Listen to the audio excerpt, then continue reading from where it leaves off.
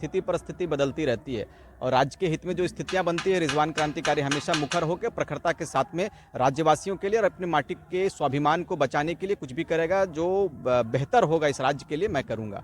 मैंने चाहा कि आंदोलनकारी पार्टी के साथ में ही चलना और इस राज्य के लिए जो बेहतर सोच रखता हो, आदरणीय दिशोम गुरु बेहतर सोच रखा, फिर उनके सुपुत्र दुर्गा सोरेन जी की बात कर लें, उन्होंने भी इस राज्य के लिए काफ़ी बलिदान दिया है, काफ़ी संघर्ष किया है। उसके बाद हमारे यशस्वी मुख्यमंत्री श्रीमान हेमंत सोरेन जी की यदि बात करेंगे तो इन्होंने भी हमेशा राज्य के प्रति सोच रखा है और राज्य को बेहतर कैसे किया जाए, इन सोच के साथ में उनका कदम हमेशा बढ़ा है। तो मुझे लगा कि इस राज्य को बेहतर करने के लिए झारखंड मुक्ति मोर्चा के प्लेटफॉर्म पर आना होगा और इनके साथ मिलकर इस राज्य को बेहतर करना होगा। यशस्वी मुख्यमंत्री श्रीमान हेमंत सोरेन जी विषयों को खंगालते हैं और विषयों के साथ अपने आप को उतारने का प्रयास करते हैं और हर समय जब भी मेरी मुलाकात होती है सीएम साहब से, चाहे फिर कल्पना सोरेन से या फिर कई एक मंत्रियों से हमारी मुलाकात होती है, बैठकें होती है, बातचीत होती है, तो मैं मुद्दों के साथ में उनके साथ जाता हूँ। तो आवाज उतने मुखर रहेगा रिजवान का? बिल्कुल, आज भी मुखर है, कल भी मुखर था और आने वाले समय पर भी मुखर रहेगा। हमने मुखरता के साथ में और प्रखरता के साथ में अपना परिचय देने का काम किया इस राज्य में और आगे भी लड़ाई जारी रहेगी। नमस्कार, आप देख रहे हैं 99 न्यूज़। मैं हूं दिलशाद खान।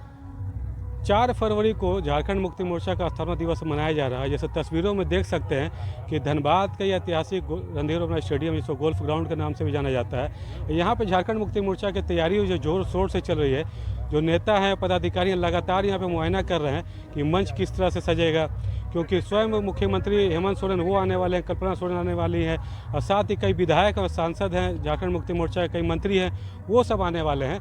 अभी आपको एक विशेष शख्स से रूबरू करवाते हैं, रिजवान क्रांतिकारी। रिजवान एक जाना पहचाना नाम है झारखंड का। जैसे आपको पता है कि जयराम महतो की जो पार्टी जेल के, उनके साथ कंधे से कंधा मिला के पार्टी को इन्होंने खड़ा किया था और चुनाव में भी ये खड़े हुए थे, लेकिन ऐन चुनाव से पहले ही झारखंड मुक्ति मोर्चा में सम्मिलित हो गए थे। आज यहाँ पे गोल्फ ग्राउंड में आए हुए हैं।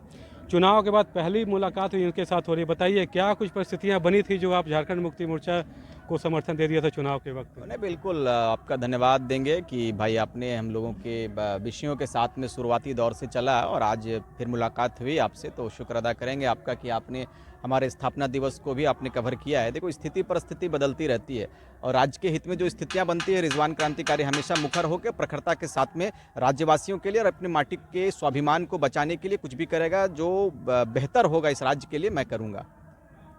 एक बताइएगा, पार्टियाँ और भी सारी थी, राष्ट्रीय पार्टी थी, नो डाउट आपको ऑफर ही मिला होगा कुछ क्षेत्रीय पार्टियों से भी, तो झारखंड मुक्ति मोर्चा को क्यों चुना आपने? नहीं, देखो, ये आंदोलन का उपज है। गुरुजी के आदर्शों के साथ हम लोगों ने बहुत चलने का प्रयास किया है और बिल्कुल मैं कह सकता हूँ कि आंदोलन जिस तरह से शिबू सोरेन ने महाजनी प्रथा के खिलाफ लड़ाई लड़ा था और अलग राज्य को का जो लड़ाई था, अलग राज्य के लिए जो उन्होंने लड़ाई लड़ी थी, उन्होंने जो बिगुल फूका था अपने उस दौर में, उस दौर को यदि आप खंगालोगे, उस दौर का यदि मूल्यांकन करोगे तो आपको पता चलेगा कि हमारा जो चलने का तरीका था, हमारा जो शुरुआती दौर था, आंदोलन से हम लोगों की उपज हुई है। तो मैंने चाहा कि आंदोलनकारी पार्टी के साथ में ही चलना और इस राज्य के लिए जो बेहतर सोच रखता हो, आदरणीय दिशोम गुरु बेहतर सोच रखा, फिर उनके पुत्र दुर्गा सोरेन जी की बात कर लें, उन्होंने भी इस राज्य के लिए काफ़ी बलिदान दिया है, काफ़ी संघर्ष किया है। उसके बाद हमारे यशस्वी मुख्यमंत्री श्रीमान हेमंत सोरेन जी की यदि बात करेंगे तो इन्होंने भी हमेशा राज्य के प्रति सोच रखा और राज्य को बेहतर कैसे किया जाए, इन सोच के साथ में उनका कदम हमेशा बढ़ा है। तो मुझे लगा कि इस राज्य को बेहतर करने के लिए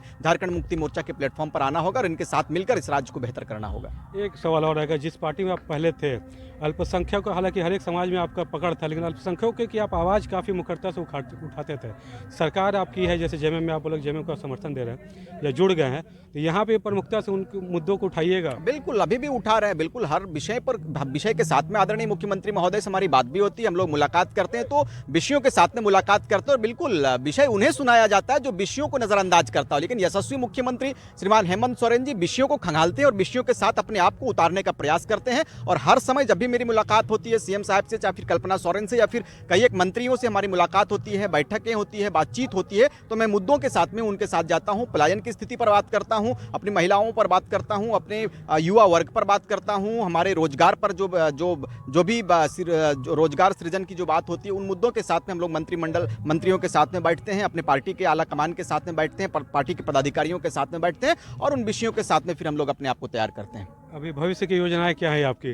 बिल्कुल मेरी योजना नहीं, मैं तो एक अदना सा सिपाही हूँ, झारखंड मुक्ति मोर्चा का एक सिपाही हूँ और एक सिपाही होने के नाते आज देख लो कि मैं और हमारी पूरी टीम स्थापना दिवस को कैसे बेहतर किया जाए इसके बिल्कुल निरीक्षण के लिए हम लोगों का जो आदेश हुआ है, निरीक्षण के लिए हम लोग आए हैं और कमेटियों से वार्तालाप हो रही है। कल लाखों लाख की संख्या में स्थापना दिवस पर हमारे क्षेत्र के और अगल बगल के विधानसभाओं के लोग यहाँ पर उपस्थित होंगे और जिला को बिल्कुल आप देखो कल का जो तस्वीर होगा, परसों का जो तस्वीर होगा, यशस्वी मुख्यमंत्री कल्पना सोरेन जी और अनेक मंत्रियों का आगमन होने वाला है कोयलांचल की धरती में, तो मुझे लगता है कल काफ़ी योजनाओं को भी शायद हो सके मैं भी सुनाया जाए। कल का परसों का इंतजार सत्ता में अभी आप हैं तो आवाज़ उतने मुखर रहेगा रिजवान का? बिल्कुल, आज भी मुखर है, कल भी मुखर था और आने वाले समय पर भी मुखर रहेगा। हमने मुखरता के साथ में और प्रखरता के साथ में अपना परिचय देने का काम किया इस राज्य में और आगे भी लड़ाई जारी रहेगी। बहुत बहुत धन्यवाद। ये देखिए रिजवान क्रांतिकारी थे जो आए हुए थे यहाँ पे और फिलहाल इन्होंने भविष्य की योजना के बारे में बात की है कि मुखरता से ही अपनी आवाज़ जो है झारखंड की जनता की आवाज़ वो लगातार उठाते रहेंगे। तो फिलहाल इतना है। 99 न्यूज़ के लिए धनबाद से मैं दिलशाद खान।